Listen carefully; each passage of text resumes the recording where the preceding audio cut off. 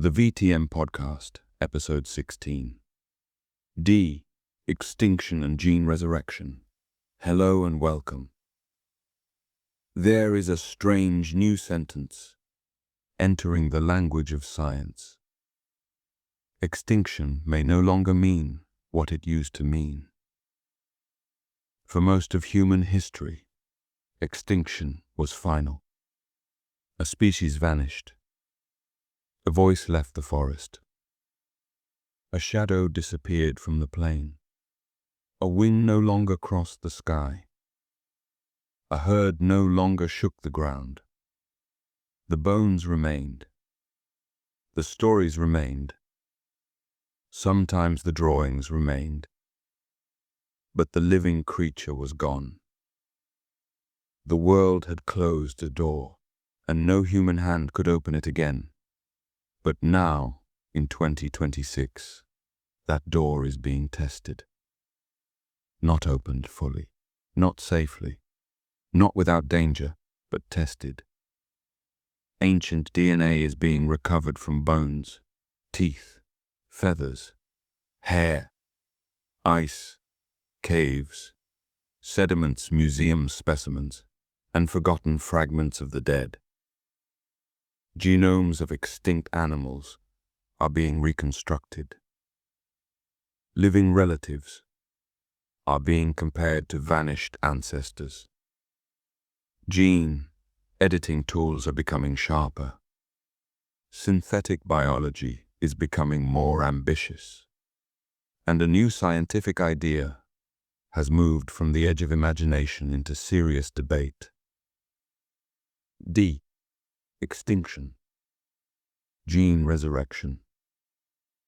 The attempt to recover lost traits, revive vanished biology, help endangered species, and perhaps one day bring back something that looks, behaves, or functions like a creature the Earth has already lost.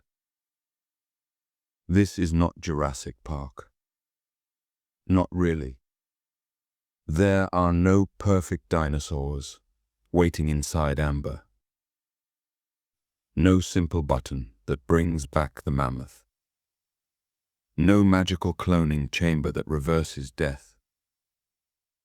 The truth is more complicated and more interesting, because the real question is not simply, can we bring extinct species back? The real question is, what does it mean to bring something back? Is a mammoth, elephant hybrid, a mammoth? Is a genetically edited wolf with ancient traits a dire wolf? Is a resurrected gene the same as a resurrected species? Is restoring a lost function the same as restoring a lost life? And if science gives us the power to reach into extinction, what kind of responsibility comes with touching the dead? This is VTM Podcast. I'm Ralph Clayton. And today, in episode 16, we are talking about de-extinction and gene resurrection, the science of lost life, the dream of biological return, and the uneasy frontier where ancient DNA, synthetic biology, conservation, and human ambition meet. To understand de-extinction, we first have to understand what has changed. Extinction itself has not changed. When the last member of a species dies, that lineage is gone from the living world.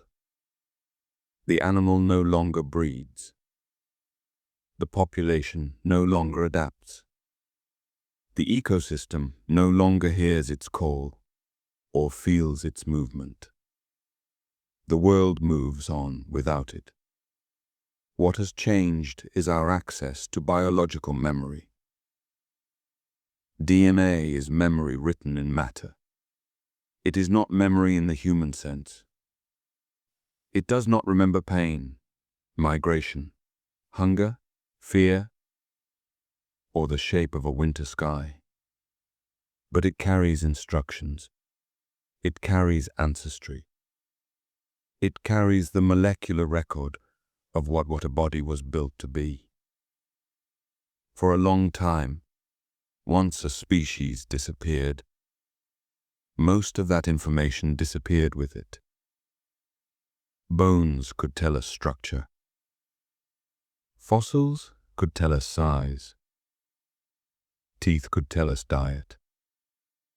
Isotopes could tell us environment.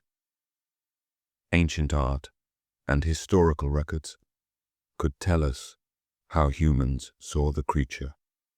But the code itself was mostly lost. Now that is changing.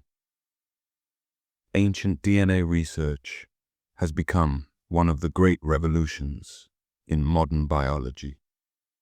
Scientists can sequence genetic material from remains that are thousands, tens of thousands, or sometimes hundreds of thousands of years old.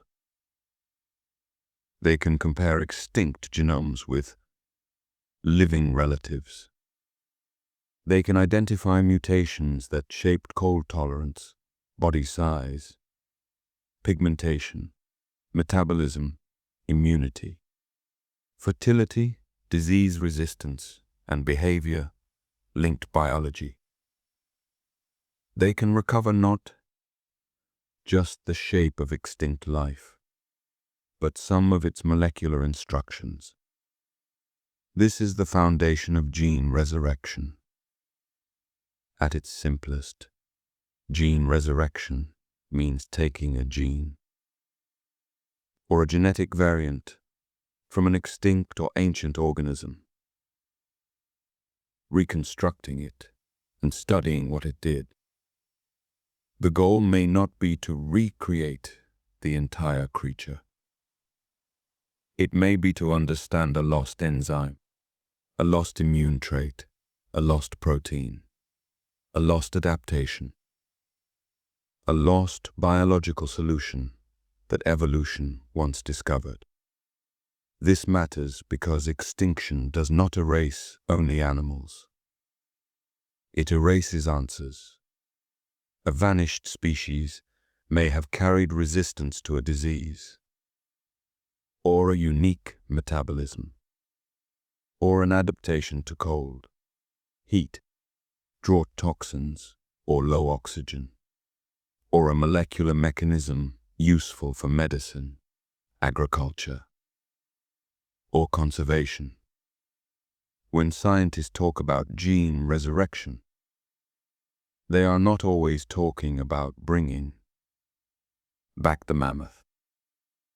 Sometimes they are talking about bringing back a biological function.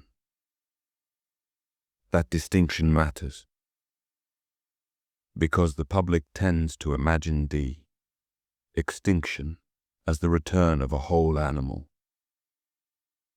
But the science is wider.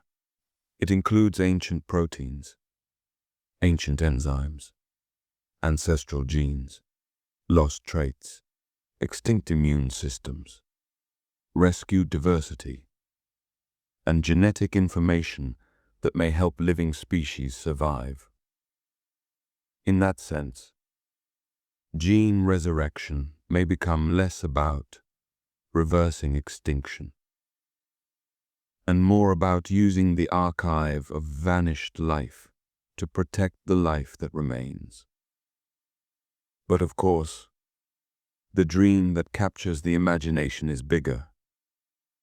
The mammoth, the dodo, the thylacine, the passenger pigeon, the dire wolf. Animals that haunt the human imagination because they are close enough to remember, or powerful enough to mythologize, or strange enough to feel like unfinished business. The woolly mammoth is the symbolic giant of de-extinction. It lived across the cold landscapes of the Ice Age, It was adapted to harsh climates. It had thick hair, fat, small ears, and other traits that helped it survive in frozen worlds. It disappeared thousands of years ago. Not all at once. Not everywhere at the same time. But eventually, the mammoth passed out of the living world. Now, because mammoth remains have been preserved in permafrost, scientists have access to remarkable ancient DNA. And because the mammoth's closest living relatives are elephants, the idea becomes technically imaginable. Not easy, not solved, but imaginable. Compare mammoth DNA with Asian elephant DNA. Identify key mammoth variants. Edit those variants into elephant cells. Try to produce an elephant-like animal with mammoth-like traits. Cold tolerance, hair, fat, small ears. A body better suited to tundra. This is not cloning in the simple sense. You cannot simply take a perfectly preserved mammoth cell and restart it. Ancient DNA is usually fragmented. Cells are dead. Genomes are damaged.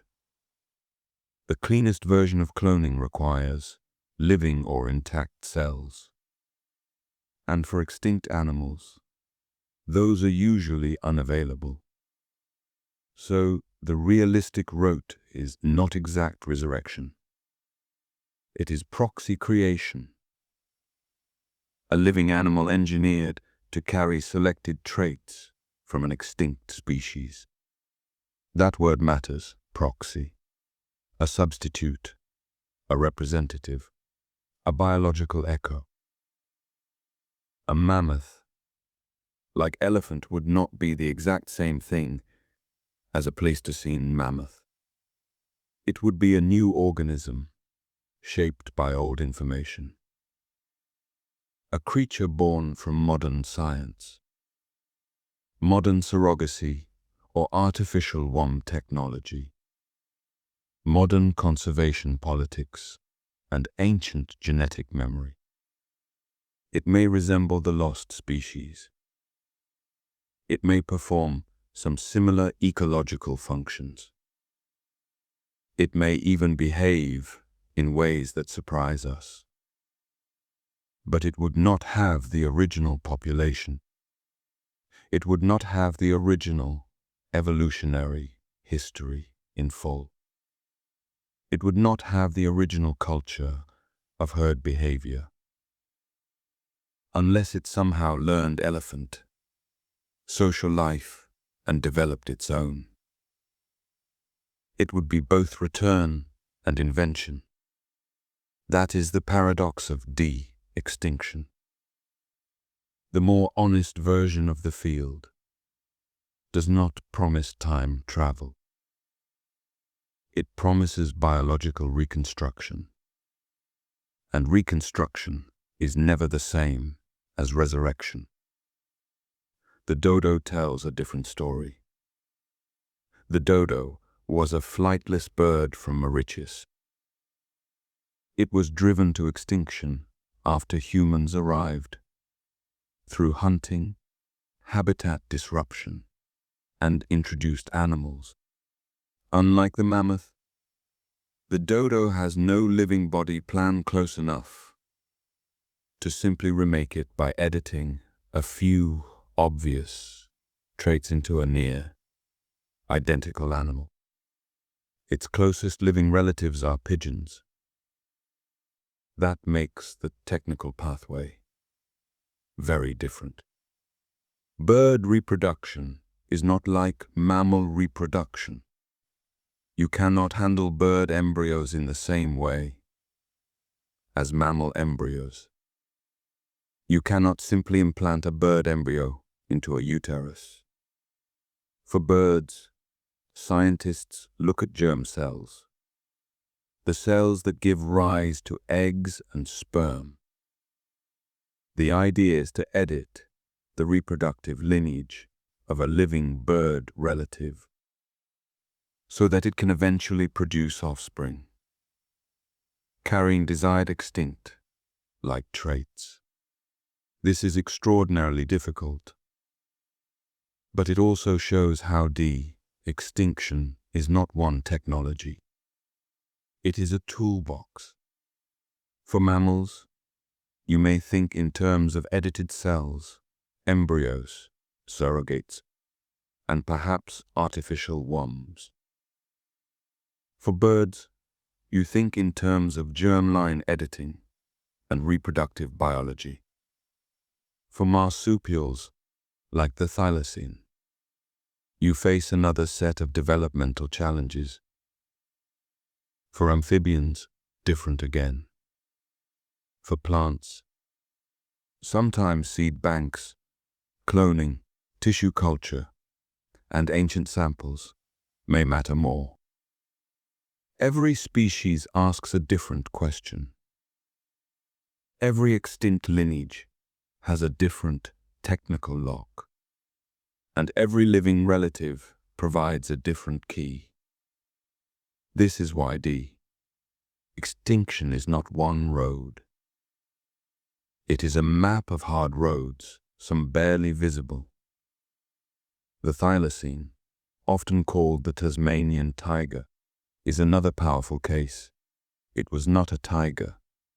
It was a marsupial predator. Striped, lean, dog-like in outline, but biologically very different from a dog. The last known thylacine died in captivity in the 20th century. That recent loss gives the thylacine a special emotional force. We have photographs. We have film. We have museum specimens. We have memory close enough to feel like guilt. The thylacine was not lost in deep prehistory. It was lost in the modern age. It was exterminated under human pressure. That changes the moral atmosphere. When people talk about bringing back the thylacine, they are not only talking scientific possibility. They are talking about repair, about apology, about whether humans owe something to the species we erased. But again, the science is hard. The thylacine's closest living relatives are not thylacines. They are other marsupials.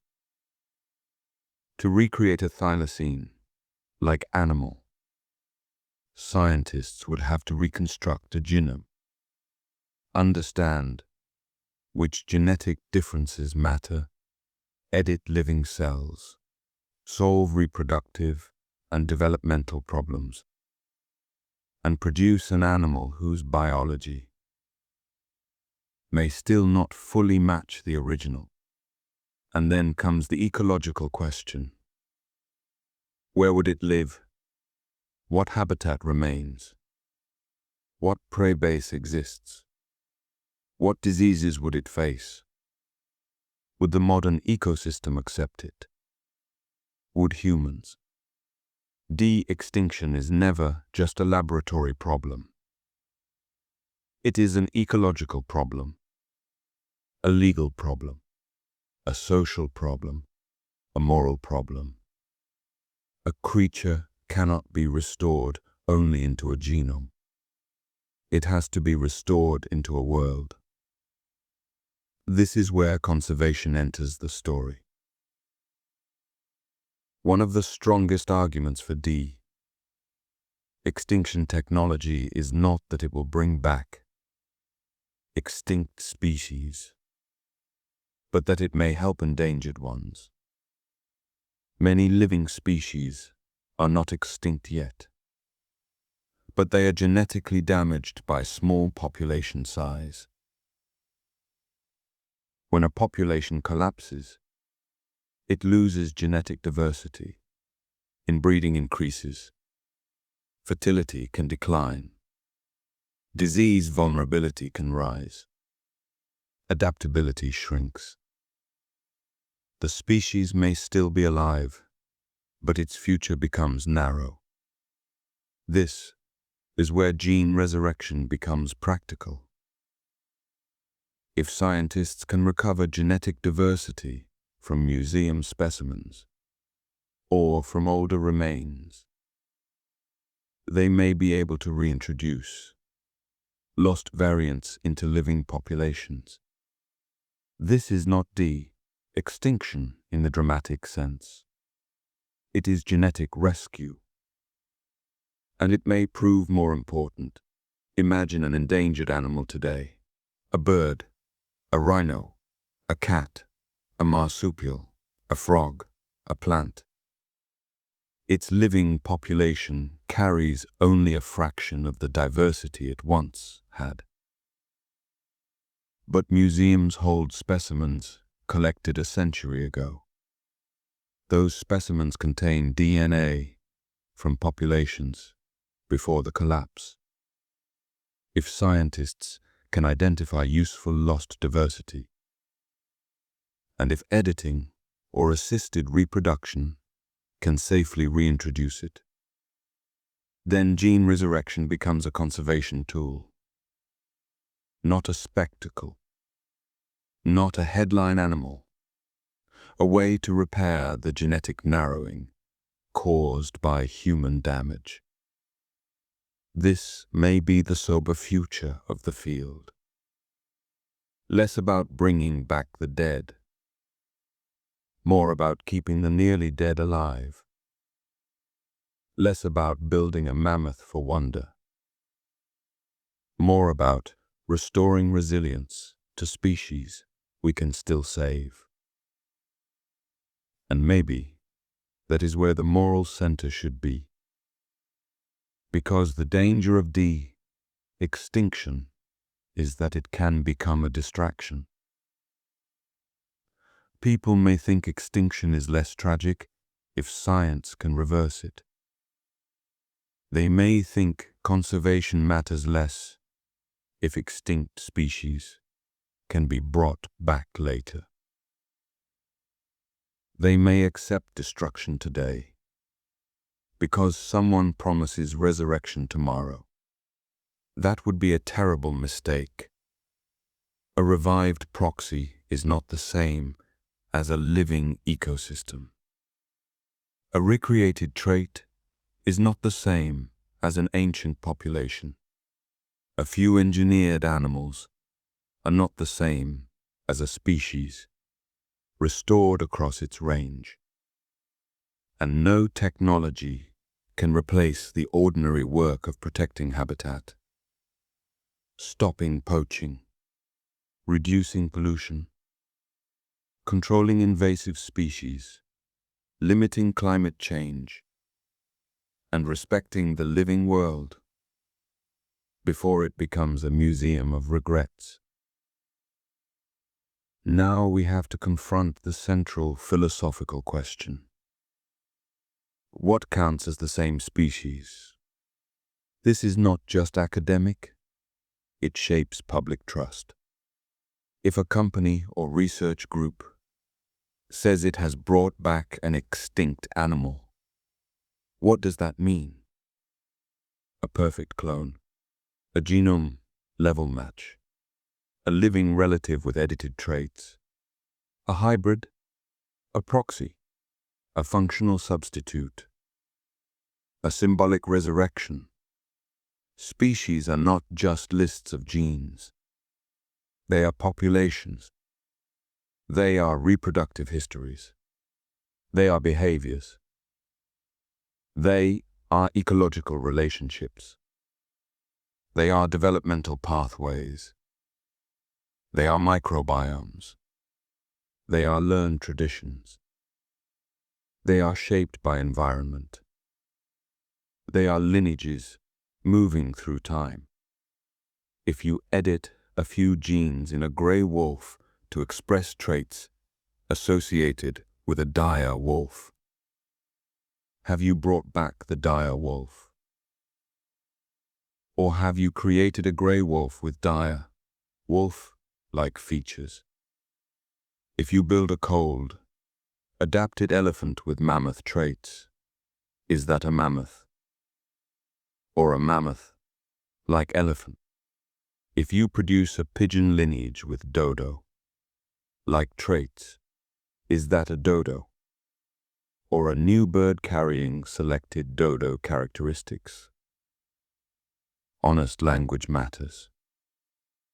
The public deserves precision, because the word resurrection carries emotional power.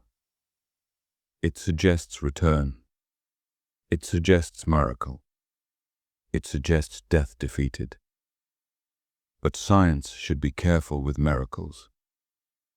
In most cases, what we are talking about is not true resurrection. It is reconstruction. It is editing. It is approximation. It is biological design inspired by extinct genomes. That can still be scientifically valuable. It can still be ethically meaningful. It can still help conservation. But it is not the same as reversing time. The dead do not simply walk back unchanged. There is also the question of animal welfare. This is one of the hardest parts. De-extinction experiments would involve living animals, surrogate mothers, edited embryos, failed pregnancies, developmental abnormalities, small founder populations, captivity, uncertain behavior, uncertain health. A mammoth-like calf, for example, would not be born into a world of mammoths. It might be born from an elephant surrogate, or from an artificial womb, if that technology becomes possible. It might need social learning from elephants. It might have a body adapted to cold, but a mind shaped by isolation, human management, and experimental novelty. What does it owe us? Or rather, what do we owe it? A creature created for conservation is still an individual. It can suffer. It can feel stress. It can fail to thrive. It can be displayed, marketed, misunderstood, or made into a symbol before it is allowed simply to live. This is especially important because de-extinction attracts spectacle. The first mammoth-like calf would be global news. The first dodo-like bird would be global news. The first thylacine-like animal would be global news. Fame can distort science. It can attract funding, but it can also create pressure to overclaim, to rush, to brand, to turn living beings into proof of concept. A responsible de-extinction science must put welfare at the center. Not after the announcement, before the experiment. If the animal cannot live a decent life, then the project has already failed at a moral level, no matter how impressive the genome editing looks. Then there is the ecosystem question. Suppose we can create a proxy species. Where does it go? The mammoth is often linked to the idea of restoring Arctic grasslands. Some argue that large grazing animals once helped maintain cold grassland ecosystems by knocking down trees, compacting snow, cycling nutrients, and influencing vegetation.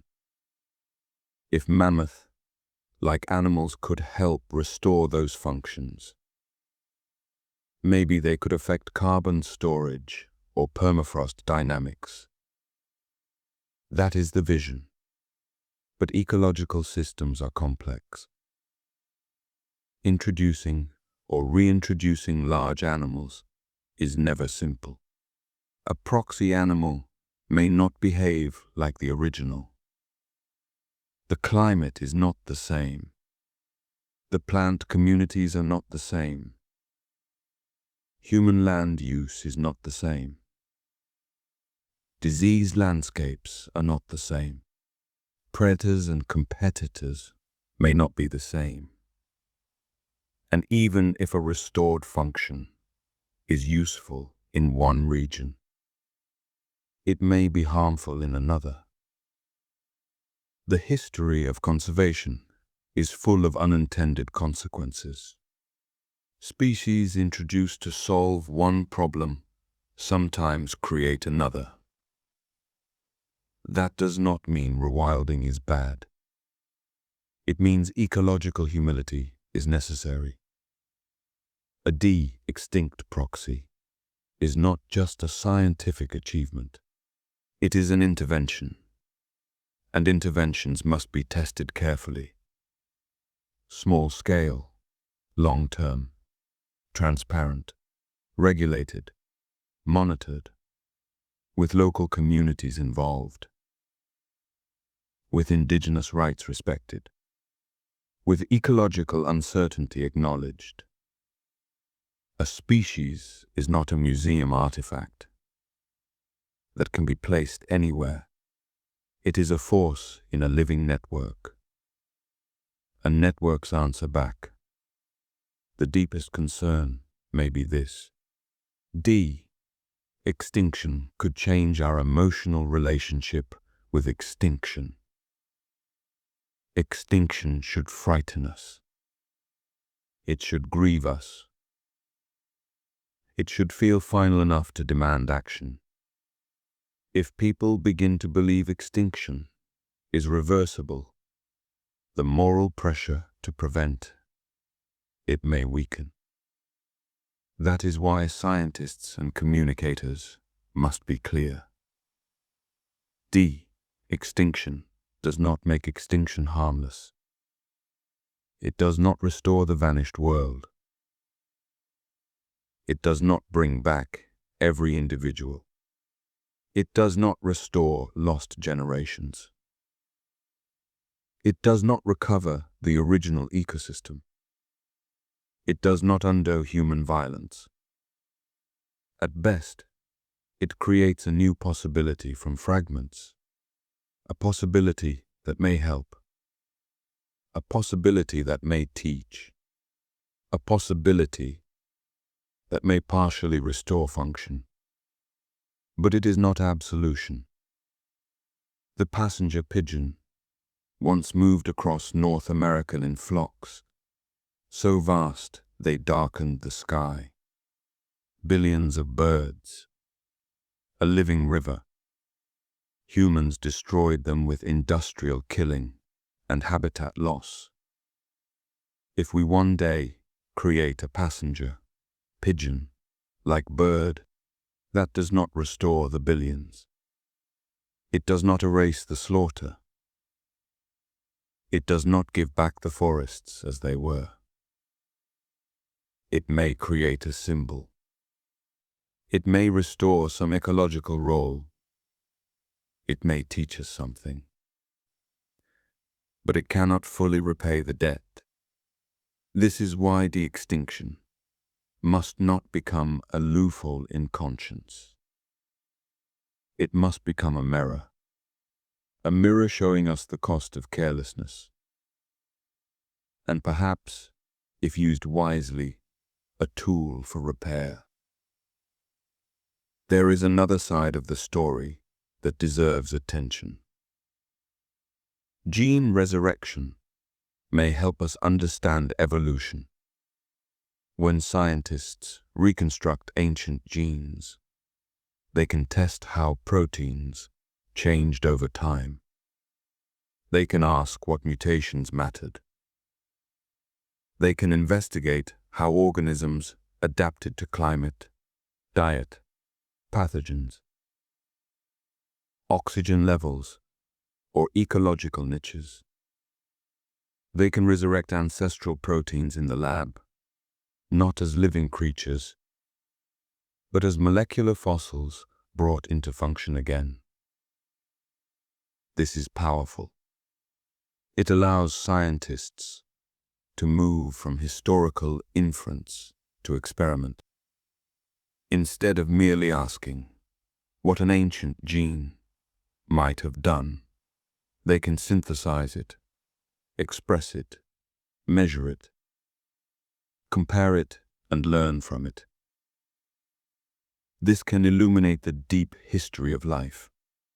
It can show how proteins become more stable or less stable, how enzymes shift function, how receptors change sensitivity, how immune systems adapt, how extinct animals may have handled cold, disease, toxins, or diet. This is not as dramatic as a mammoth calf, but scientifically, it may be more important. The resurrection of a gene can reveal principles, and principles travel farther than spectacle. A revived ancient protein could inspire medicine. A lost enzyme could teach chemistry. A reconstructed immune variant could reveal disease vulnerability. An extinct adaptation could help living species face climate stress. In this version of the field, the dead are not brought back as animals. They return as knowledge, and knowledge may be the most ethical resurrection we have. But some boundaries should remain. Human de-extinction, for example, is a moral abyss. People sometimes ask whether Neanderthals could be brought back. The technical answer is already extremely difficult. The ethical answer is far clearer. We should not create a human or human, like individual as an experiment in resurrection. A Neanderthal would not be an exhibit, not a research object, not a curiosity, not a proof of concept. It would be a person, or at minimum, a being close enough to personhood that all the deepest ethical protections should apply. There would be no consent from the extinct lineage, no natural community, no rightful social world prepared to receive them, no justification strong enough to overcome the harm and exploitation involved. The same caution should extend to any project where consciousness, suffering, identity, and social deprivation become central. De-extinction is already ethically complex with animals. With extinct humans or human relatives, the answer should be no. Some doors should stay closed. Science is not made weaker by restraint. It is made more civilized. So where does the field stand in 2026? It stands in a fascinating middle place. Ancient DNA has become powerful. Genome editing has become sharper. Synthetic biology has become more capable. Conservation genomics is advancing. Private companies are making bold claims. Public excitement is high. Expert skepticism is also high. That is probably healthy. A serious field needs ambition and criticism. It needs builders and skeptics. It needs people who imagine what is possible and people who ask what is true. The biggest breakthroughs in the next few years may not look like full resurrection. They may look like improved ancient DNA, recovery, better genome assembly from degraded samples, more accurate identification of functionally important variants, improved reproductive technologies for endangered species, gene editing for conservation, biobanking, artificial womb research, stem cell tools, organoid models for extinct traits, better ethical frameworks, better language, better standards for what counts as de-extinction. The field may mature by becoming less theatrical. That may sound less exciting, but it would be better science. The future should not be measured only by whether a mammoth, like animal, appears on camera. It should be measured by whether endangered species survive, whether ecosystems are strengthened, whether extinct biology teaches us something real, whether animal welfare is protected, whether claims become more honest, whether the public learns the difference between a miracle and an engineered proxy. That is how de-extinction becomes more than a spectacle. That is how gene resurrection becomes a serious scientific frontier. There is a beautiful and terrible irony in all of this. The same species that caused so many extinctions is now developing tools to reach backward into the genetic ruins. Humans destroyed habitats. Humans hunted species into silence. Humans moved invasive animals across oceans. Humans warmed the climate. Humans narrowed the living world. And now humans ask whether science can repair what human power broke. That question is not wrong. Repair is better than indifference. Restoration is better than despair. But repair without humility becomes another form of domination. The old mistake was thinking nature was ours to consume. The new mistake would be thinking nature is ours to rebuild however we please. The right path is narrower. Use the tools, but do not worship the tools. Recover what knowledge can be recovered. Protect what life remains. Restore where restoration is honest. Resist spectacle when spectacle cheapens life.